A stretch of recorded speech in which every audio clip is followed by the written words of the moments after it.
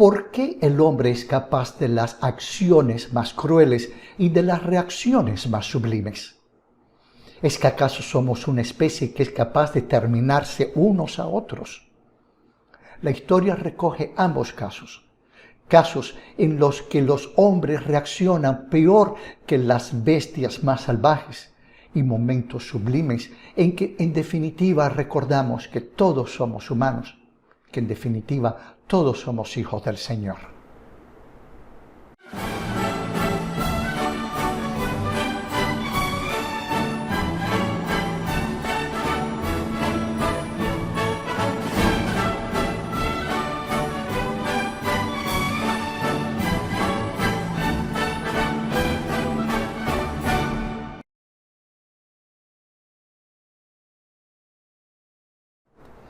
Ya pocos hablan de los crímenes de la Primera Guerra Mundial. En definitiva, esta guerra solo fue el preludio, el prólogo de una que vendría más adelante, la segunda, y que por su mayor grado de crueldad opacó todo lo que ya se había hecho durante la primera. La Primera Guerra Mundial se preparó como dos masas de continentes que chocan una contra otra, como nos enseñan en las clases de geografía. Las tensiones se acumulaban bajo tierra entre dos colosos que se preparaban, uno más que el otro, a una hecatombe mayor. El asesinato del archiduque Francisco Ferdinando y su esposa Sofía Chotek, heredero al trono del Imperio Austrohúngaro, a manos de un anarquista serbio, fue el detonante que liberó esas horribles presiones que subyacían bajo los pies del mundo. Austria-Hungría le dio un ultimátum a Serbia que por lo humillante se sabía iba a ser rechazado, y en un engranaje de alianzas que habían más o menos mantenido la paz en Europa, uno tras otro fueron cayendo los países en lo que aún en Europa llaman la Gran Guerra. Todo comenzó en agosto de 1914 y en ambos lados los beligerantes creían que esto iba a ser una guerra relámpago, casi como un picnic al que se enviaba alegremente a los jóvenes, sin darse cuenta los gobernantes que mandaban a la flor y nata de la sociedad a una matanza certera.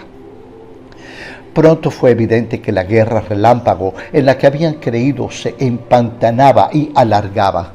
Los alemanes pidieron permiso a Bélgica, país neutral, para atravesarla con sus ejércitos con el fin de invadir Francia. Ante la negativa, ya que Bélgica tenía 2 convenios de colaboración con los franceses, a la mañana siguiente los alemanes cruzaron la frontera belga. El frente se estableció cerca de la frontera entre Francia y Bélgica.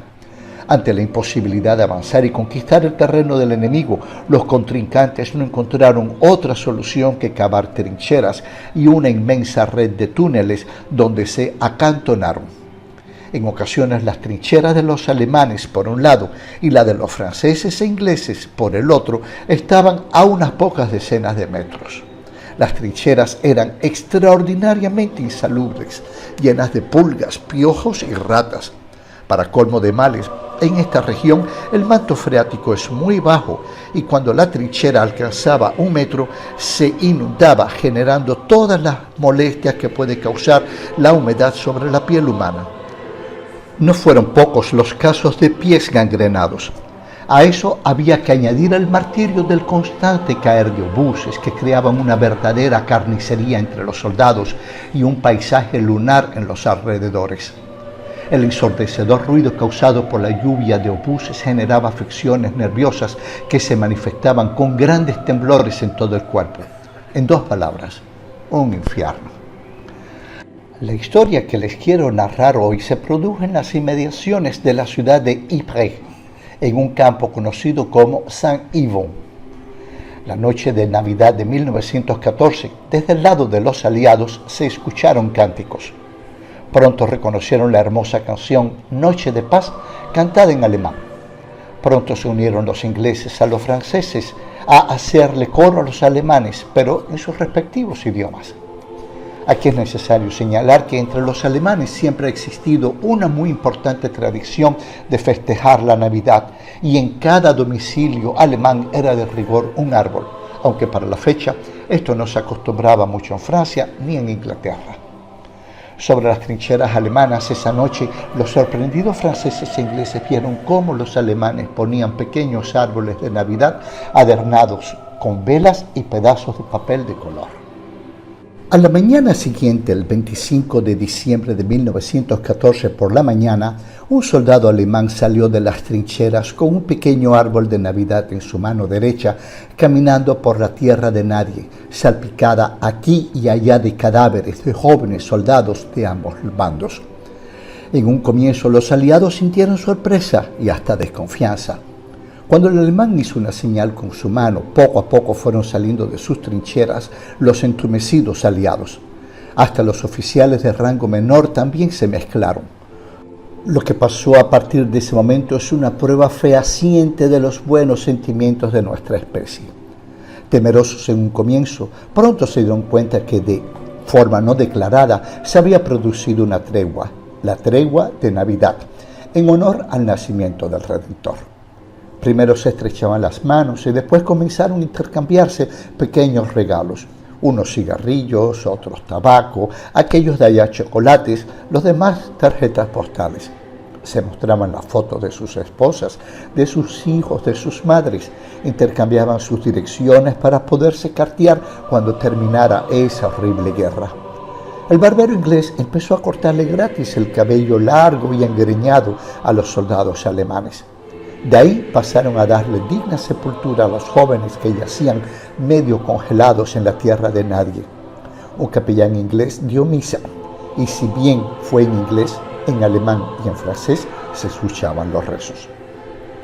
Una vez enterrados los muertos, aquella singular tregua fue sellada con un juego de fútbol en un hermoso acto de camaradería.